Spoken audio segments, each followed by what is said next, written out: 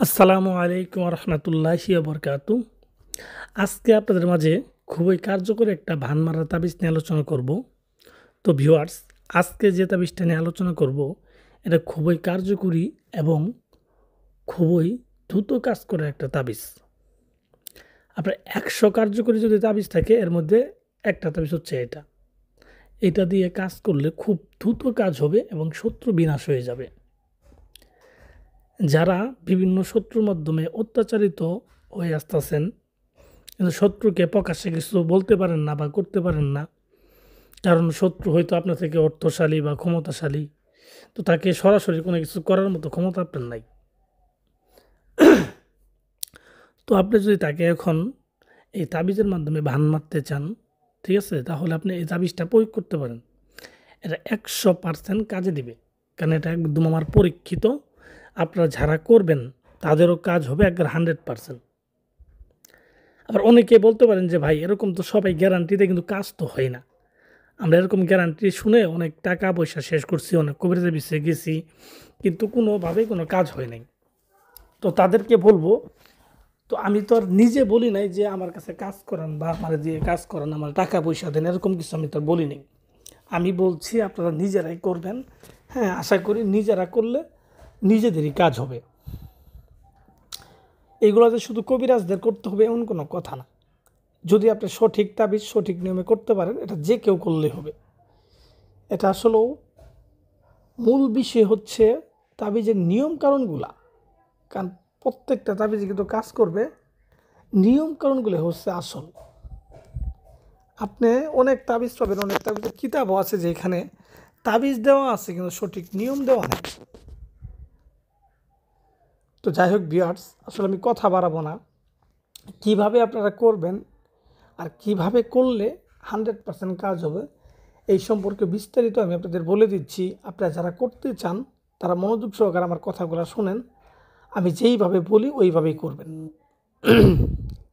যেহেতু এটা একটা কুফরি তাবিজ, সেহেতু এটা করতে হবে যে কোনো একটা শনিবারের দিন, এবং এটা রাত্রেবেলা করতে হবে, ঠিক আছে? তো এটা করার পূর্বে দেখেন তাবিজের যে নকশাটা আছে, যেটা মেন তাবিজ, এটা আপনি নিজে প্রথমে একটা খাতাতে বা একটা ডায়েরিতে লিখে রাখেন। লিখে রেখে আপনি বারবার এটা লেখেন, কয়েকবার লেখেন, লিখে যেন আপনার কাজের সময় এটা লিখতে সুবিধা হয় এবং ভুল যেন না হয়, এর জন্য আপনি এগুলা আগে লিখে রাখেন। তো লিখে রাখার পর আপনি যে কোনো একটা শনিবারের দিন এর রাত্রের বেলা, তো যে কোনো শনিবারের দিন এই রাত্রে 8টা বাজে, ঠিক আছে, নিজের ঘরে বসে এটা লিখতে পারবেন। নিজের ঘরে বসেই দক্ষিণ দিক মুখ করে জায়নামাজ বিছাবেন। বিছানোর পরে এটা লিখা শুরু করবেন। সামনে আগরবাতি, মোমবাতি এগুলো জ্বালাই নেবেন। মোমের আলোতে তাবিজ লিখবেন এবং এটা লিখবেন একটা ডিমের মধ্যে, ঠিক আছে। আপনার নিম পাতা আর কুম মিশ্রিত করে একটা কালি বানাবেন, সেই কালি ধারা এটা লিখবেন। আমি যেভাবে লিখছি আপনারা সেম সেইভাবেই লিখবেন। এভাবে ডিমের মধ্যে আপনি লিখবেন। লিখার পরে একটা লাল কাপড় নেবেন। লাল কাপড় লাল কাপড়ের মধ্যে ডিমটা রাখবেন এবং ডিমের মধ্যে লিখে দেবেন আপনার শত্রুকে কী করতে চান, এটাও আপনি লিখে দেবেন। লিখে দেওয়ার পরে এই লাল কাপড়ের মধ্যে রাখবেন। রাখার পরে এই কাপড়ের মধ্যে বিভিন্ন রকমের জিনিস দিবেন, ঠিক আছে, যেমন কাম সিঁদুর, ঠিক আছে, এই সদকায় জারিয়া কিছু টাকা দিবেন, দুটো কড়ি দিবেন, একটা লোহা দিবেন, এরকম এগুলো দিয়ে লাল কাপড়টাকে সুন্দরভাবে পেঁচাবেন। পেঁচানোর পরে এই ডিমটাকে নিয়ে আপনি যে কোনো একটা মাটির চুলা আছে, যে গ্রামে মাটির চুলা থাকে, এই চুলার মধ্যে, হ্যাঁ, চুলার পাশে আর কি 1 হাত পরিমাণ গর্ত করে এই ডিমটাকে পুঁতে দিবেন, যেন চুলার তাপটা যেন এই ডিমের মধ্যে লাগে। আর যাদের শহরে থাকেন, যাদের মাটির চুলা পাবেন না, তারা গ্যাসের চুলার নিচে, হ্যাঁ, নিচের দিকে এই ডিমটা রেখে দিবেন।